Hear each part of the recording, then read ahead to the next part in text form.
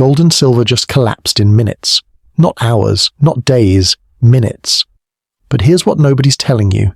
This wasn't a normal crash. This was the sound of a system straining under trillions in hidden debt, geopolitical games that would make a chess master dizzy, and a paper market built on promises that no longer match reality. What you saw on those charts wasn't just metal prices dropping. It was a warning flare shot up from the heart of the global financial system, screaming that something is fundamentally broken. By the end of this video, you'll understand exactly why financial analysts are whispering that someone might actually go to jail over this, and why this flash crash might be the first crack in a dam that's holding back total market chaos. Stay with me, because what's coming next will change how you see the entire economy. Part 1. The $9.5 trillion fuse, how the refinancing wall set the stage. Let me paint you a picture of the real problem here. Imagine you've been living in a house where the mortgage payment was basically free for years. Like almost $0 a month, you got comfortable, you borrowed more, you renovated, you bought fancy furniture. Life was good. Then suddenly your mortgage rate jumps from nearly 0 to 4%. Now that same house costs you a fortune every single month, and you're scrambling to figure out how to pay for everything else you need. That's exactly where the United States government is right now. Except instead of a house, we're talking about $9.5 trillion in debt that needs to be refinanced in the next 12 months. The total US federal debt is sitting at around $38 trillion. That's trillion with a T. About 25% of that debt, roughly $9.5 trillion, is maturing within the next year. That means the government has to pay it back, or, more realistically, borrow new money to pay off the old money. For over a decade, the Federal Reserve kept interest rates at basically zero. This was the era after the 2008 financial crisis, when the Fed was trying to jumpstart the economy. The US government borrowed and borrowed and borrowed, rolling over old debt with new debt, all at those sweet near-zero rates. Then inflation hit. Hard. By 2022 and 2023, the Federal Reserve had no choice but to slam on the brakes. They started raising interest rates aggressively. Those near-zero rates jumped to around 4%. Now here's the trap. All that old debt that's maturing needs to be refinanced at these new, much higher rates. Instead of borrowing money at near 0%, the government is now borrowing at 4%. When you're talking about trillions of dollars, the math gets brutal fast. Interest payments on the federal debt are now becoming one of the largest line items in the entire federal budget. We're talking about interest payments that rival what we spend on defense, Medicare, and other major programs. This creates what economists call a crowding out problem. When interest payments eat up more and more of the budget, there's less money available for everything else. Defense spending, pressured. Social security, pressured. Infrastructure projects, pressured. Education funding, pressured. Now, in the middle of all this debt chaos, something unprecedented happened. The Department of Justice opened a criminal investigation into Jerome Powell, the chair of the Federal Reserve. The official reason? A $600 million discrepancy in a renovation budget at the Federal Reserve. In reality, almost nobody in financial markets believes that's the real story. The White House and political leadership are under immense pressure because of this refinancing wall. They need interest rates to come down, and they need it yesterday. The DOJ investigation is widely seen as a warning shot, a way to put pressure on Powell without directly ordering him to cut rates. Markets picked up on this immediately. If Powell caves to pressure and cuts rates faster than economic conditions warrant, it could reignite inflation. But it could also provide relief to the government's debt burden. This creates massive uncertainty, and uncertainty is the enemy of stable markets. Gold and silver are what we call safe haven assets. When people are scared about the economy, they buy gold and silver. But when rate cuts seem likely, gold and silver become less attractive in the short term because other investments start looking better. So the Powell investigation created a bizarre situation. On one hand, it signaled deep political and economic instability, which should boost gold and silver. On the other hand, it suggested rate cuts might be coming, which could trigger a rotation out of safe havens. This is the tension that set the stage for the crash. The $9.5 trillion refinancing wall isn't just a budget problem, it's the fuse that's been slowly burning through the foundation of the financial system. Part 2. The Greenland Gambit. The geopolitical trigger nobody expected. So we've got this powder keg of debt pressure and political interference with the Fed. Markets are already nervous. Then, completely out of left field, geopolitics entered the chat in the weirdest way possible. Enter what financial analysts are now calling the Greenland Gambit. President Trump threatened to impose 10% tariffs on 8 European nations: the United Kingdom, Germany, France, and 5 others. But here's the kicker. The tariffs weren't about trade deficits or unfair competition. The stated goal was to pressure these countries into agreeing to a deal for the complete and total purchase of Greenland by the United States. Let me say that again. Tariffs on major European economies to buy Greenland. The tariff threat was immediate and aggressive. 10% tariffs to start, with a warning that they could rise to 25% by June if no deal was reached. Markets hate uncertainty, and they especially hate trade wars, and nervous investors buy gold and silver.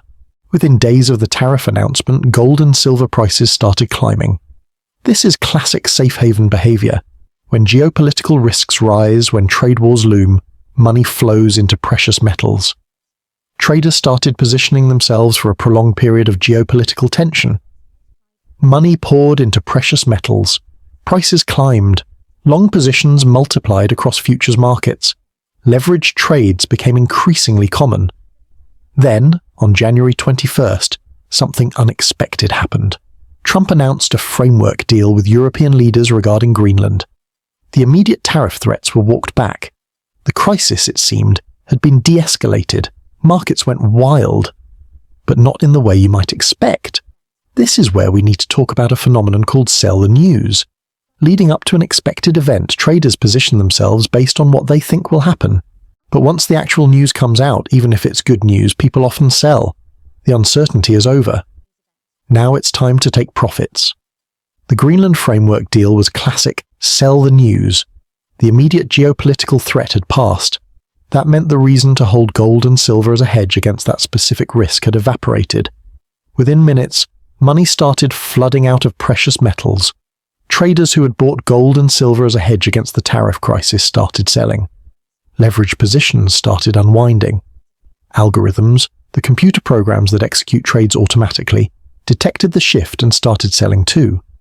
This created what's called a risk-on rotation. Money moved out of safe haven assets like gold and silver and back into riskier assets like stocks. But here's where it gets brutal. The speed of modern markets, combined with leverage, turned what could have been a normal correction into a flash crash. High-frequency trading algorithms can execute thousands of trades per second. When they detect a trend, they pile on, amplifying the move. When gold and silver started dropping, algorithms started selling, which pushed prices down further, which triggered more selling. Leverage positions made it worse. When you use leverage, you're essentially borrowing money to make bigger bets. When gold and silver prices started falling rapidly, traders with leveraged long positions faced margin calls. Closing positions means selling, which pushes prices down further. Within minutes, gold and silver prices were in free fall. Charts that normally move slowly and steadily looked like they'd fallen off a cliff. The Greenland Gambit didn't cause the crash because it was fundamentally important to the gold and silver markets. What it did was create a rapid shift in risk perception. Markets were already fragile because of the refinancing wall. The tariff threat gave investors a specific thing to fear. When that fear suddenly vanished, the unwinding happened so fast that the market couldn't absorb it smoothly. The flash crash revealed something disturbing about market structure. Prices can collapse in minutes based on nothing more than a change in sentiment. And that brings us to the most important part of this story. Part 3. The Great Decoupling. Paper metals versus physical reality. This is where the story gets really strange and where you start to understand why people are saying the system is fundamentally broken. When most people think about buying gold or silver, they imagine walking into a store and walking out with actual metal. Coins, bars, something you can hold in your hand. That's the physical market. But the vast majority of gold and silver trading doesn't work that way.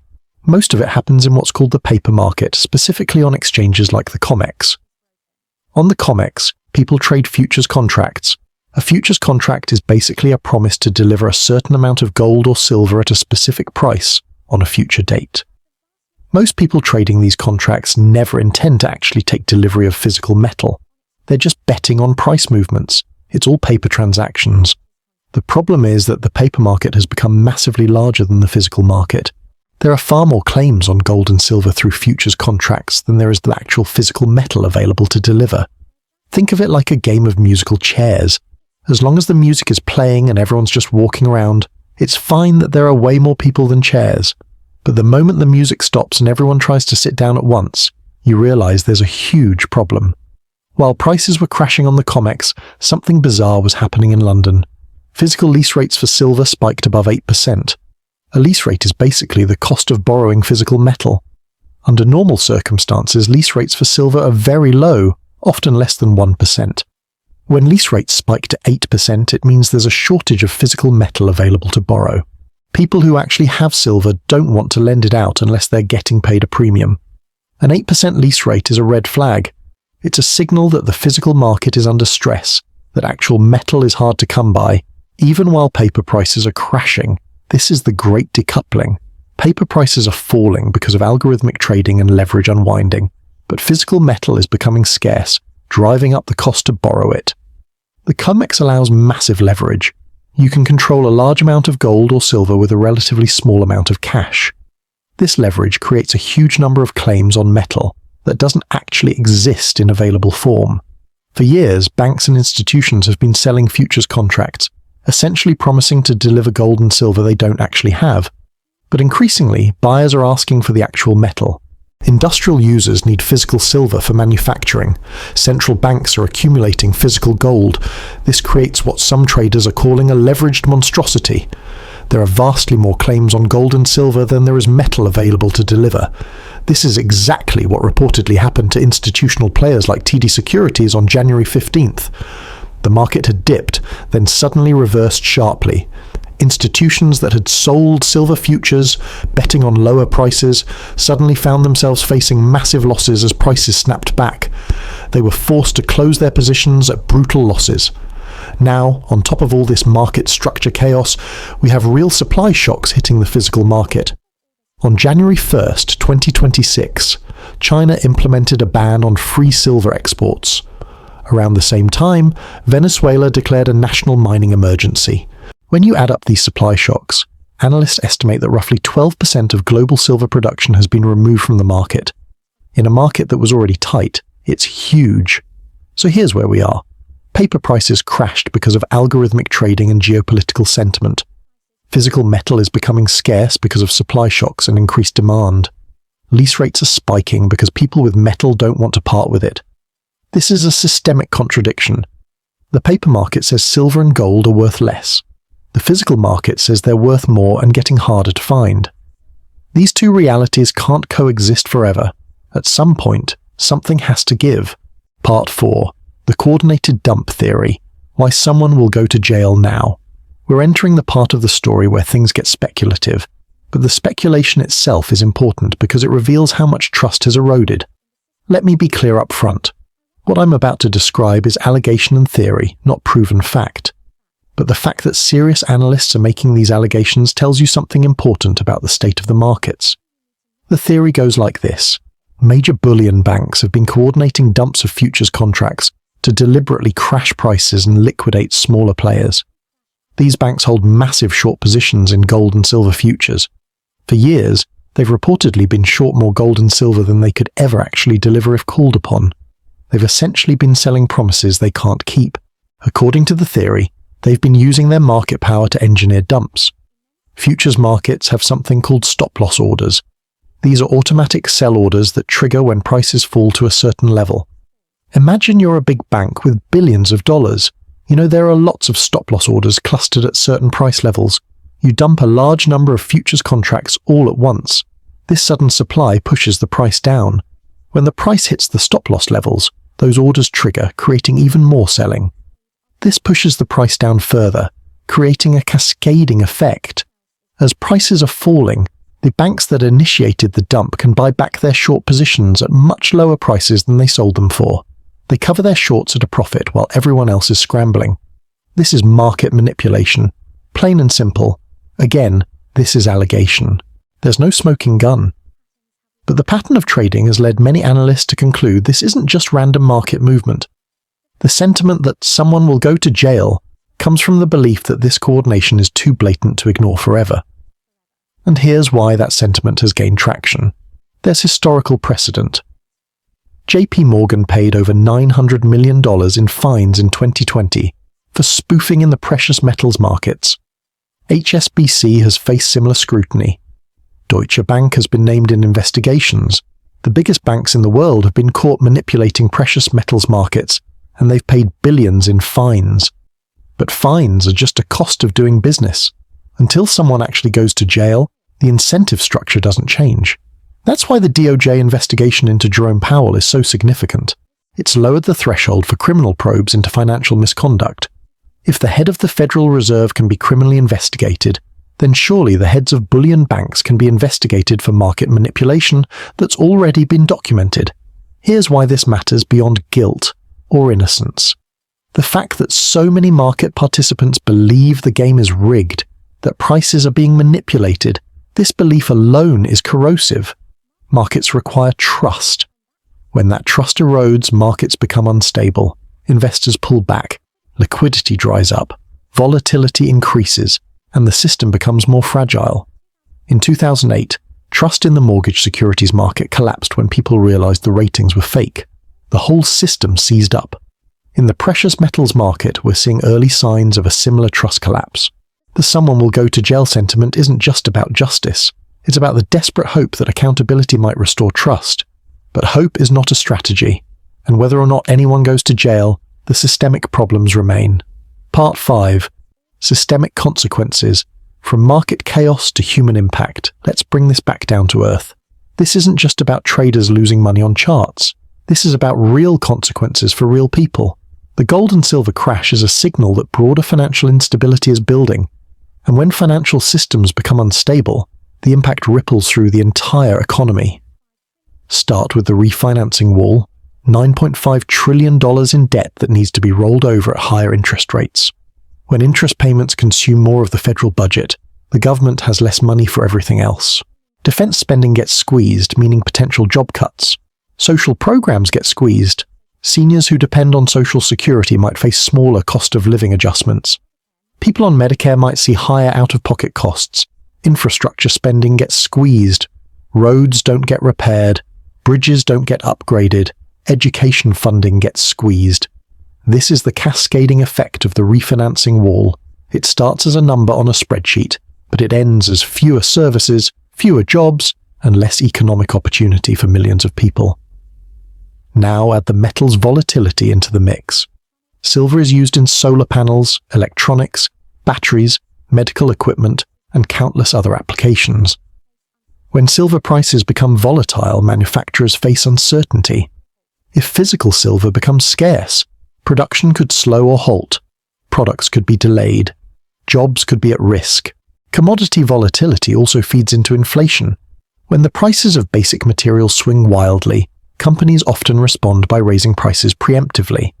Those price hikes get passed down to consumers, and who gets hurt most by inflation? People living paycheck to paycheck. People on fixed incomes. Let's talk about currency strength. The dollar's value is closely tied to global confidence in US economic stability. When there's chaos in US financial markets, confidence wavers. If the dollar weakens, imports become more expensive, creating more inflation. Pension funds and savings are also at risk. Millions of Americans have their retirement savings in pension funds, 401ks and IRAs. When markets become volatile, these investments lose value. A flash crash in gold might seem distant, but if your pension fund was overweight in precious metals, your retirement savings just took a hit. If the instability spreads, millions of people see their life savings erode. Retirement plans get delayed. People who are planning to retire at 65 now have to work until 70. And for younger workers, market instability means job insecurity. When companies face economic uncertainty, they freeze hiring, cut positions, and reduce investment. The metals crash, and the underlying systemic issues point to potential government austerity. If the refinancing wall forces the government to cut spending aggressively, we could see libraries close, parks unmaintained, public employees laid off, and social safety nets shredded. The gold and silver crash is evidence that the system is fragile. It's a canary in the coal mine.